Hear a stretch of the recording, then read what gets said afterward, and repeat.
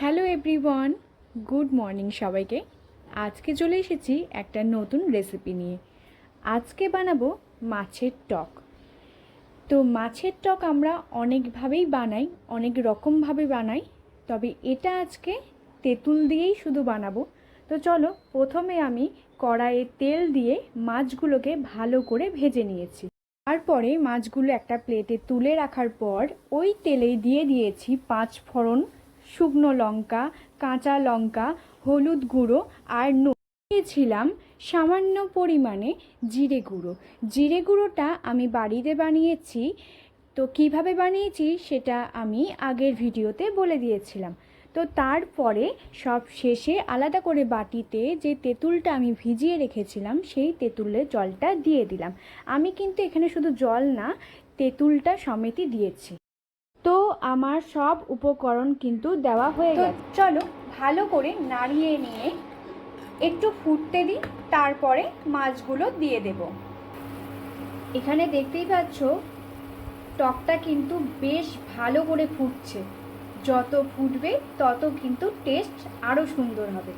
ভিডিওতে তুলতে পারিনি, আমি এখানে একটু স্বাদ মতো চিনি দিয়েছিলাম। তোমরা না চাইলে নাও দিতে পারো, তবে চিনিটা দিলে একটু টক ভাবটা কমে। তো চলো এবার আমি মাছগুলোকে দিয়ে দেব।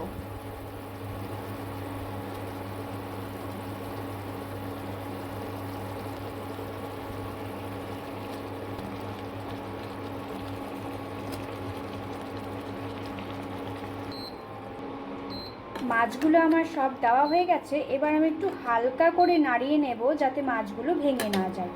এমনিতেই মাছের মুড়োটা হালকা হালকা ভেঙে গেছে ভাজার সময়, কারণ ভাজাটা একটু বেশি হয়ে গেছিলো, তাই হালকা করে ভেঙে গেছে। তো চলো দেখবো যাতে মাছের পিসগুলো ভেঙে না যায়। তো আবারও আমি এদিকে ভালো করে একটু ফুটতে দেবো মাছটার সাথে। তারপরে নামানোর আগে দিয়ে দেব টকের মশলা। তো টকের মশলা আমরা কিভাবে বানাই বাড়িতে সেটাও তোমাদেরকে এই ভিডিওতে বলে দেব। এই হচ্ছে টকের মশলা। তো এটা আমি বাড়িতে বানিয়েছি, এটা আমি আমার মায়ের কাছ থেকে শিখেছি যে কিভাবে টকের মশলা বানানো যায়।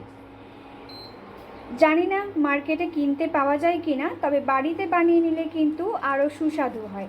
এখানে তোমরা অনেক কিছুই অ্যাড করতে পারো, তবে এখানে কিন্তু গোটা জিরে আর গোটা মেথি ভালো করে কড়াইয়ের মধ্যে হালকা গরম করে নিয়ে একটু এপিট ওপিট উল্টিয়ে ভালো করে যদি একটু ভেজে নাও, তারপরে মিক্সিতে যদি একটু বেটে নাও, তাহলে কিন্তু একদম টকের মশলা রেডি হয়ে যাবে আর খুব সুন্দর গন্ধটাও আসে।